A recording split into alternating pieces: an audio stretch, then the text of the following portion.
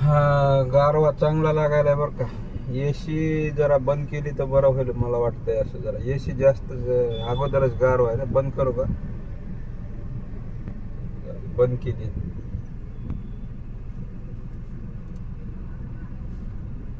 छान आहे टेस्ट ह्याची बरं का. प्यायला काही अडचण नाही, चांगलं आहे. रेड बुल पेक्षा टेस्ट ह्याची चांगली वाटायली मला. रेड बुलची चांगली, पण रेड बुल पेक्षा ह्याची टेस्ट चांगली वाटायली.